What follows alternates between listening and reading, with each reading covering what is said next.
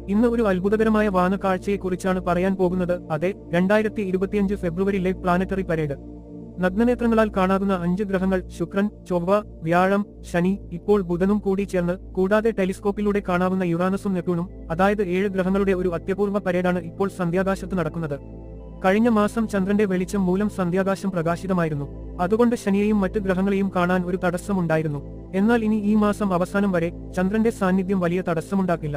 അതിനാൽ വാന നിരീക്ഷണം എളുപ്പമായിരിക്കും. ഇനി എവിടെ നോക്കണം എന്ന് ഉയർന്ന ഒരു കെട്ടിടത്തിന്റെ മുകളിൽ നിന്നോ കുന്നിൻ പുറത്തു നിന്നോ നോക്കിയാൽ ബുധനെയും ശനിയെയും അടുത്തടുത്തായി കാണാം. പിന്നെ പടിഞ്ഞാറെ ചക്രവാളത്തിന് മുകളിൽ ഏറ്റവും പ്രകാശമാനമായ നക്ഷത്രം പോലെ തോന്നിക്കുന്ന വസ്തുവാണ് ശുക്രൻ. തലക്ക് മുകളിൽ ഏറ്റവും പ്രഭയോടെ കാണപ്പെടുന്നത് വ്യാഴമാണ്. വടക്ക് കിഴക്കെ ചക്രവാളത്തിനും തലക്ക് മുകളിലുള്ള ആകാശഭാഗത്തിനും ഏകദേശം മധ്യത്തിൽ ഇളം ചുവപ്പ് നിറത്തിൽ കാണുന്നത് ചൊവ്വയാണ്. ഇതിനടുത്ത് പ്രഭയുള്ള 2 നക്ഷത്രങ്ങളും കാണാം.